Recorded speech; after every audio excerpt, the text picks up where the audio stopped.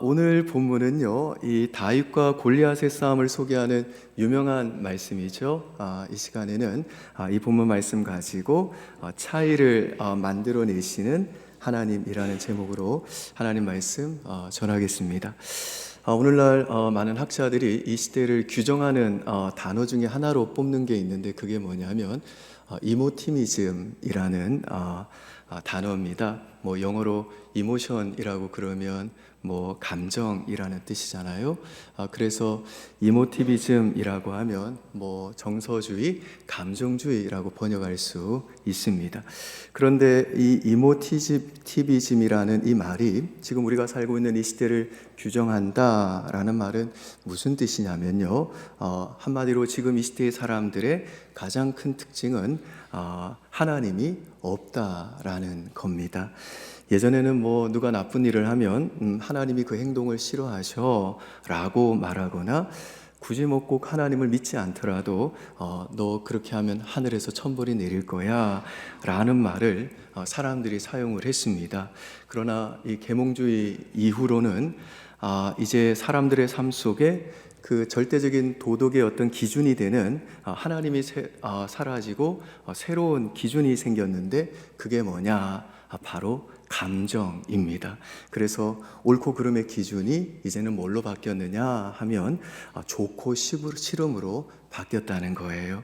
그러니까 이 시대 사람들은 내가 왜 그 행동을 해야 하는가 라고 할 때, 그게 뭐 옳아서가 아니라 내가 기분이 좋아서 그렇다가 돼버렸고, 또 내가 왜 그 행동을 안 하는가 라고 그러면 내가 하기 싫어서 그렇다가 돼버렸다는 거죠. 그러니까 사람들이 이제는 내가 생각하기에 기분이 좋고 내가 하고 싶은 일만 하면서 산다는 겁니다. 그렇다 보니 누군가에게 너의 행동은 틀렸어, 너 그렇게 살면 안 돼 라고 말할 근거가 없어진 거예요. 왜냐하면 이 시대 사람들은 뭐 내가 기분이 좋으니까 나는 이렇게 살 거야, 나는 저건 그냥 하기 싫어, 느낌이 안 좋아 라고 자신의 그 감정에 따라 자신의 행동을 결정하기 때문이라는 거죠. 그리고 이 시대의 문화도요, 끊임없이 우리들을 향해, 또 우리의 다음 세대들을 향해 뭐라고 그러냐? 너 인생에 하나님이 왜 필요해? 너의 삶의 기준이 왜 필요해? 그런 거 없어도 돼. 너 인생 네가 하고 싶은 대로 살아. 네가 원하는 걸 해. 라고 외친다는 겁니다. 이게 바로 이모티비즘입니다. 하나님도 없고 절대적인, 또 객관적인 인생의 목적도 인생의 기준도 없이 그냥 내 감정이 내 인생의 기준이고 내가 행동하는 결정의 근거라는 거죠. 그래서 지그문트 바우만이라고 하는 철학자가 현대사회를 설명할 때 액체화된 인간이다, 액체화된 근대다, 이렇게 얘기를 했습니다. 예전에 왜 우리가 터미네이터 같은 영화 보면 사람 모양을 한 그 사이보그한테, 인간한테 총 같은 걸 딱 쏘면 액체처럼 쫙 녹아버리잖아요. 그리고 녹았다가 다시 자기가 원하는 모양으로 변화됐잖아요. 그런 것처럼 사람들이 이제 인생을 어떻게 정의하느냐, 액체화될 수 있는 게 진짜 인생이다 라는 거예요. 내 인생을 그래서 스스로 만들어갈 수 있는 것이 인생이라는 거죠. 그러니까 하나님이 내 삶에 없어지니까 이제 내 인생에 내가 주인이 돼 버려가지고 하나님보다, 그리고 절대적인 객관적인 우리의 삶의 규범이 되는 하나님의 말씀이니 성경보다 내 내면의 감정이 가장 큰 권위가 돼 버렸다는 겁니다. 그래서 칼 트루먼 교수님이 이상한 신세계라는 책에서 이런 말을 했어요. 옛날에는 이 의사들이 성별을 바꿔주는 수술을 안 해줬다는 거예요. 그런데 지금은 이상한 신세가 돼버렸는데 의사들한테 가면 지금은 해준다는 거예요. 왜 그러냐? 옛날에는 외적으로 이미 정해진 거, 너는 생물학적으로 남자야, 너는 생물학적으로 여자야, 이게 중요했다는 거예요. 그런데 지금은 뭐가 더 중요해졌냐? 내 내면에서 내가 느끼는 게 훨씬 더 중요하다는 거예요. 그러니까 의사한테 환자가 가가지고 생물학적으로 분명히 여자인데 자기는 자기가 남자로 느껴진다 그러면 누가 더 권위가 있게 되는 겁니까? 그 사람의 느낌, 그 사람의 생각이 훨씬 더 큰 권위가 된다는 거예요. 그러니까 생물학적으로는 남자이고 여자지만 실제로 그 사람이 무엇을 느끼는지 그 사람의 의견, 그 사람의 내면의 느낌이 훨씬 더 중요해지니까 이제 성전환 수술도 마음대로 할 수 있다는 겁니다. 이처럼 내 인생에서 하나님을 쏙 빼고 내 내면의 느낌을 최고의 권위로 믿고 사는 것이 지금 우리가 살고 있는 이 시대 문화에 또 우리의 지금 자녀들이 다음 세대들이 살고 있는 이 시대의 가장 큰 특징이 되다 보니까 지금 이 시대를 지배하고 있는 영적인 기류가 있는데 심지어 그게 이 세속 사회뿐 아니라 교회 안에까지도 지배하고 있는 영적 기류가 있는데 그게 뭐냐? 하나님으로는 차이를 만들어낼 수 없다는 거예요. 우리는 오늘 이 본문에 나오는 이 골리앗의 모습에서도 하나님으로는 차이를 만들어낼 수 없다라고 외치는 이 시대의 영적인 기류, 이 시대의 문화의 목소리를 들을 수 있는데요. 우리 42절에서 44절까지 우리 한 절씩 나누어 한번 읽어보겠습니다. 41절 제가 읽을게요.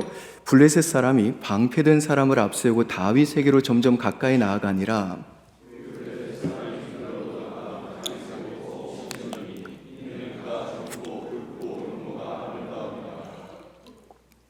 블레셋 사람이 다윗에게 이르되 내가 나를 개로 여기고 막대기를 가지고 내게 나왔느냐 하고 그의 신들의 이름으로 다윗을 저주하고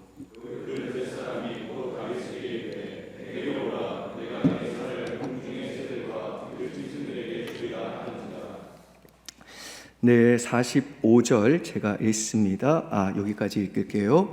자, 여기 보시면 지금 골리앗이 다윗의 모습을 보고 업신 여기고 네가 나를 개로 여기느냐 하면서 그의 신들의 이름으로 다윗을 저주했다 그러죠. 이건 무슨 말이냐면요. 다윗의 그 약한 모습 가지고는 이스라엘의 신, 다윗이 의지하는 신인 하나님이라도 아무런 차이를 만들어낼 수 없다고 지금 골리앗이 자신만만했다는 겁니다. 그리고 다윗을 제외한 사울 왕과 이스라엘 군사들도요 하나님의 이름을 모독하는 이 골리앗 앞에서 벌벌 떨고 있는데 이것도 무슨 말이냐? 하나님을 믿는 이스라엘 백성들, 그 언약 백성들조차도 우리가 믿는 하나님이라도 그분이 만군의 여호와시라도 우리의 지금 이 약한 모습 가지고는 아무런 차이를 만들어낼 수 없다라고 하는 이 패배감에 쩔어 있다는 겁니다. 그런데 잘 아시는 대로 대반전이 일어나죠. 다윗이 골리앗이 모독하는 그 하나님의 이름, 만군의 여호와의 이름을 의지하고 나가니까 다윗이 이기더라는 거예요. 45절로 49절까지 저와 여러분 한번 나눠 읽겠습니다. 45절입니다.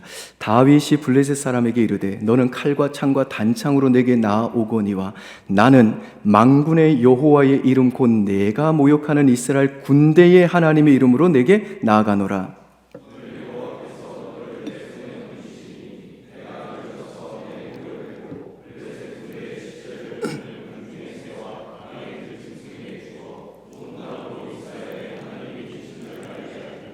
또 여호와의 구원하심이 칼과 창에 있지 아니함을 이 무리에게 알게 하리라. 전쟁은 여호와께 속한 것인즉 그가 너희를 우리 손에 넘기시리라.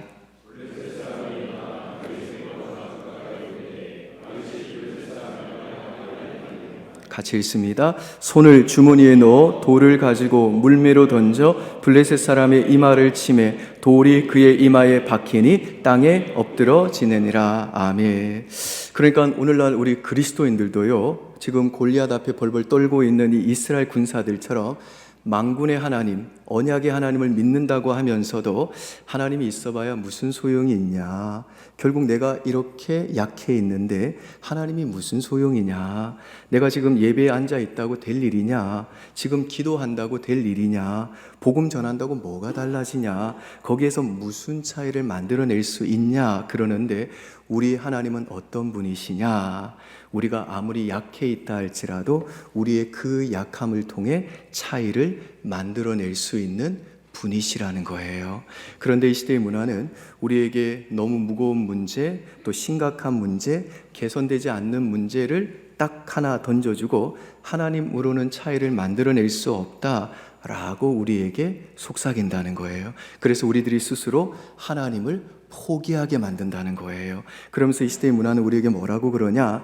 하나님 말고 실제적으로 차이를 만들어낼 수 있는 좀 구체적이고 실천적이고 실제적인 일들에만 집중해라, 이렇게 말을 던진다는 거예요. 그래서 우리 교우들의 삶을 보면요, 일주일간 특별한 죄를 지은 게 아니에요. 그런데 주일날 교회 올 때 보면 하나님이랑 멀어져 있어요. 어떻게 멀어져 있냐? 이 시대의 문화의 목소리가 우리에게 말한다는 거예요. 봐봐, 하나님 지금 문제가 아니라니까. 실제적으로 네 삶의 차이를 만들어낼 수 있는 그 일에 집중해. 너 지금 돈이 없잖아. 그럼 돈을 벌어야 될 거 아니야. 지금 너 병들었잖아. 그럼 너 그거 고쳐야 될 거 아니야. 실제적인 일에 집중하라고 이렇게 얘기한다는 거예요. 그래서 우리 인생에 어떤 약함이 생기면 그 문제를 해결하는 데에만 집중해 가지고 그 약함을 통해서도 차이를 만들어내시는 이 하나님은 제껴두고 내 약함의 문제를 하나님과 관련해서 생각해 보지도 않는다는 거예요. 기도도 안 한다는 거예요. 그럴 겨를이 없다는 거예요. 근데 오늘 본문이 저와 여러분에게 주는 메시지가 뭐냐? 우리 하나님은 내가 골리앗 앞에 선 다윗처럼 아무리 약하고 초라할지라도 내가 그 만군의 하나님의 이름을 의지하고 나아갈 때 우리의 그 부족하고 못나고 약함 속에서도 일하시고 결정적인 차이를 만들어내시는 하나님이시라는 겁니다. 믿습니까, 여러분? 근데 오늘 블레셋이 우리에게 아주 독특한 이스라엘에게 아주 독특한 전투 방식을 하나 제안하고 있는데, 그게 뭐냐? 너네랑 우리랑 1대1로 한번 싸워보자는 거예요. 그래서 골리앗이 나와가지고 너희 중에서 뽑은 한 사람과 내가 싸우겠다. 그래서 내가 너희를 이기면 너희들 전체가 내 밑으로 종으로 들어오고, 내가 이기면 우리 전체가 네가 이기면 우리 전체가 너희 밑으로 종으로 들어가겠다, 이렇게 제안을 합니다. 우리 8절과 9절 한번 보실까요? 17장 8절과 9절 또 저와 여러분 한 번씩 나누어 읽어보겠습니다. 그가 서서 이스라엘 군대를 향하여 외쳐 이르되 너희가 어찌하여 나와서 전열을 벌여느냐? 나는 블레셋 사람이 아니면 너희는 사울의 신복이 아니냐? 너희는 한 사람을 택하여 내게로 내려보내라.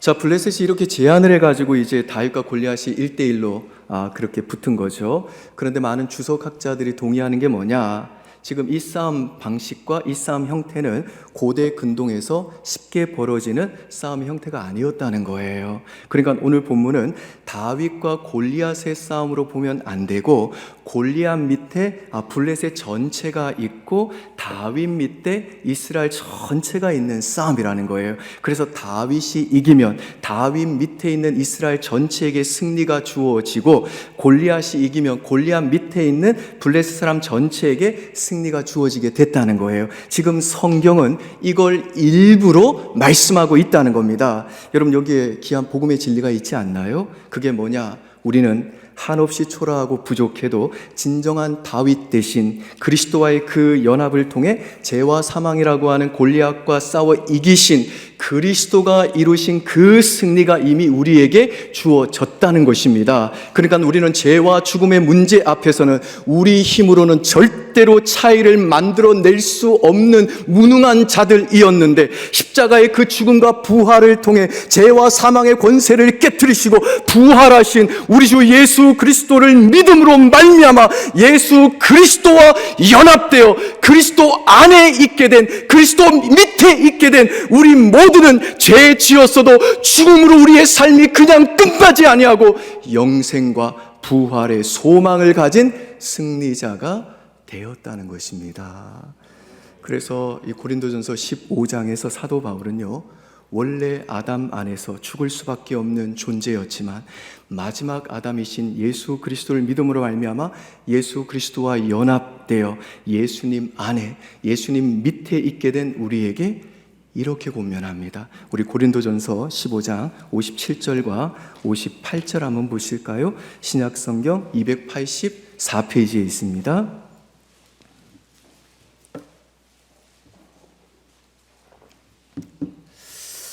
우리 고린도전서 15장 57절 58절 한번 같이 한번 오늘 하나님께서 내게 주시는 말씀으로 믿음으로 이 말씀 함께 봉독하겠습니다. 시작. 우리 주 예수 그리스도로 말미암아 우리에게 승리를 주시는 하나님께 감사하노니 그러므로 내 사랑하는 형제들아 견실하며 흔들리지 말고 항상 주의 일에 더욱 힘쓰는 자들이 되라. 이는 너희 수고가 주 안에서 헛되지 않은 줄 알미라. 여러분 여기에 보시면 우리 주 예수 그리스도로 말미암아 우리에게 승리를 주시는 하나님께 감사한다라는 표현이 나오죠.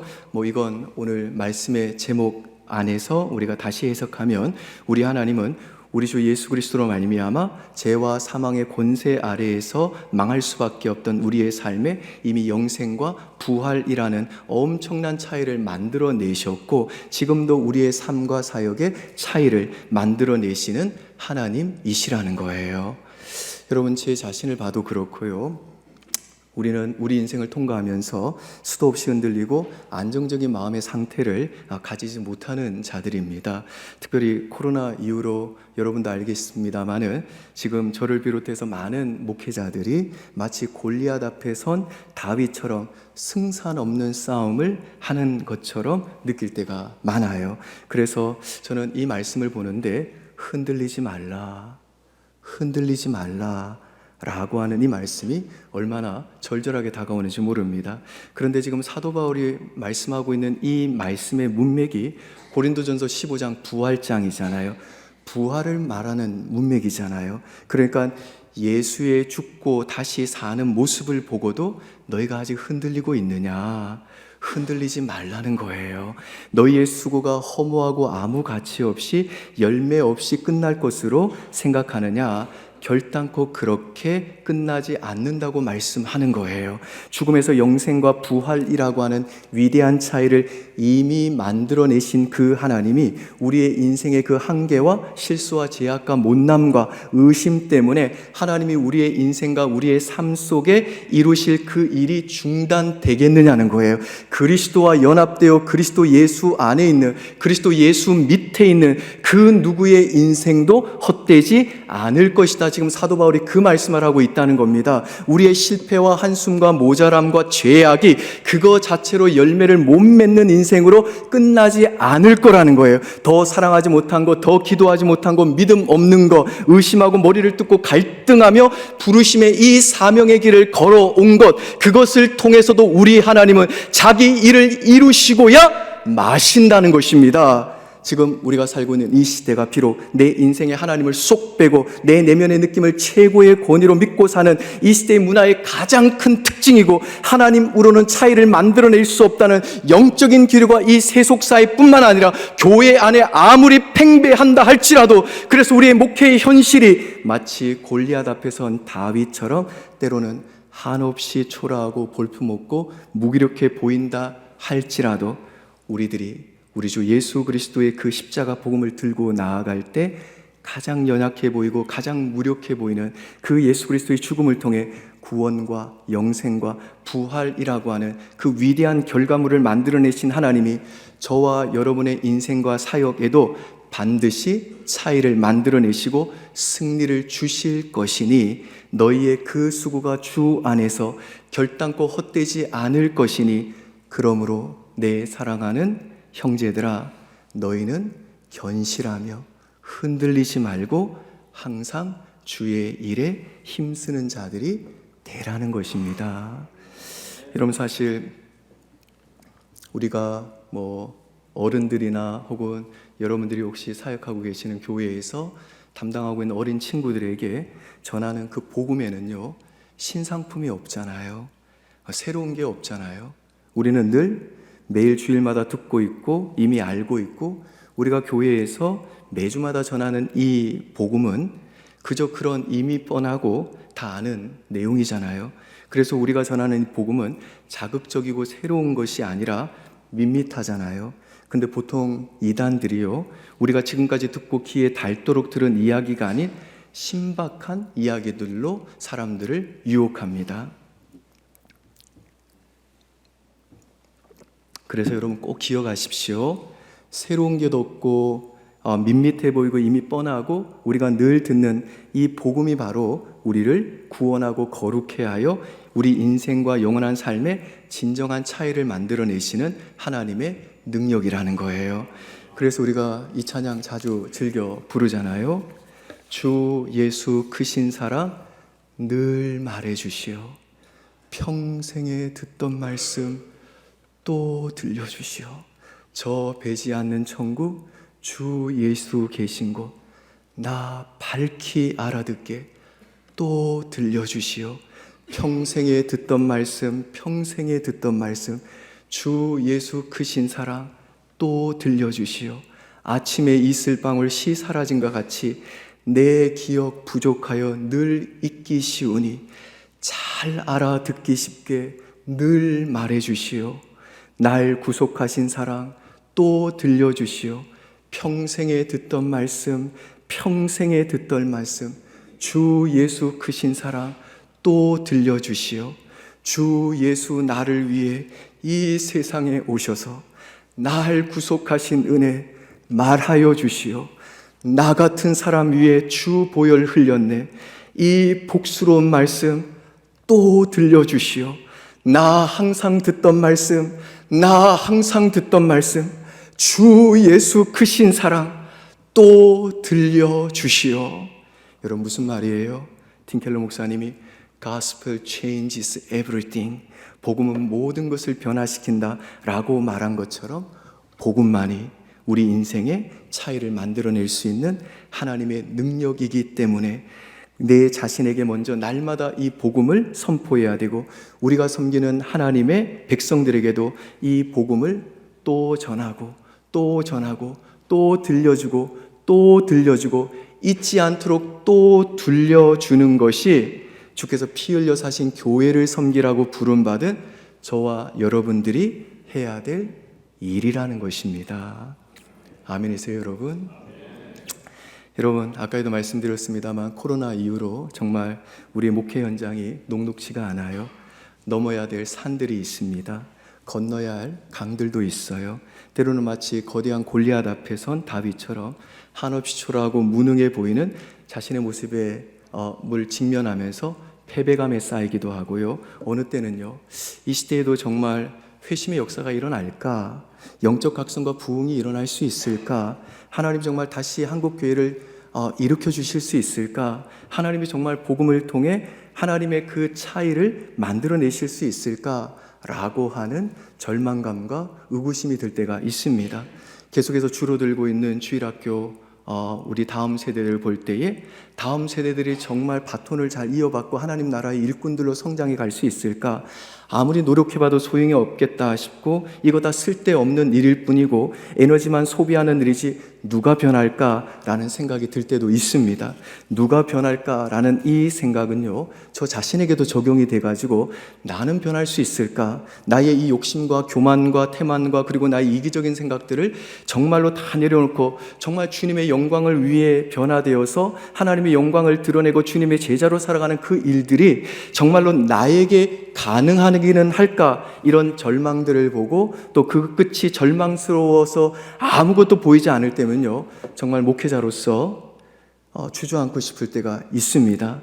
그러나 산도 넘어야 하고 바다도 넘어야 하지만 오늘 하나님께서 산도 넘어야 하고 또 강도 건너야 되는 저와 여러분들에게 말씀하세요. 그래도 하나님 나라는 반드시 이긴다. 반드시 승리한다. 반드시 된다. 너희의 인생과 너희의 사역에도 내가 반드시 차이를 만들어낼 것이니 너희의 수고가 주 안에서 결단코 헛되지 않을 것이니 열매를 기어코 맺고 말 것이니 그러므로 내 사랑하는 형제들아 너희는 견실하며 흔들리지 말고 항상 주의 일에 힘쓰는 자들이 되라 말씀하시는 줄 믿습니다. 바라기는 이 믿음 가지고 하나님이 복음을 전하고 주의 피 흘려 사신 교회로 섬기라고 여러분을 부르신 그 부름의 길을 명예롭고 또 당당하고 자신 있게 그리고 신실하게 끝까지 걸어가 주시기를 주의 이름으로 부탁드리고 축원드립니다. 기도하겠습니다. 하나님 아버지, 이미 하나님께서는 예수 그리스도의 죽음과 부활을 통해 우리 인생의 영생과 부활이라는 위대한 차이를 만들어내신 전능하신 하나님인 줄 믿습니다. 때로 우리의 목회의 현실이 골리앗 앞에 선 그 이스라엘 백성들과 다윗처럼 한없이 초라하고 너무나도 무능력해 보여서 때로는 패배감과 절망감이 들 때도 있지만 차이를 만들어내시는 그 하나님 굳게 믿음으로 사랑하는 우리 모든 학우들이 주어진 그 부름의 자리를 예수 그리스도의 복음을 믿는 믿음으로 끝까지 당당하게 자랑스럽게 신실하게 걸어갈 수 있도록 은혜 베풀어 주시옵소서. 감사드리며 예수님 이름으로 기도합니다. 아멘.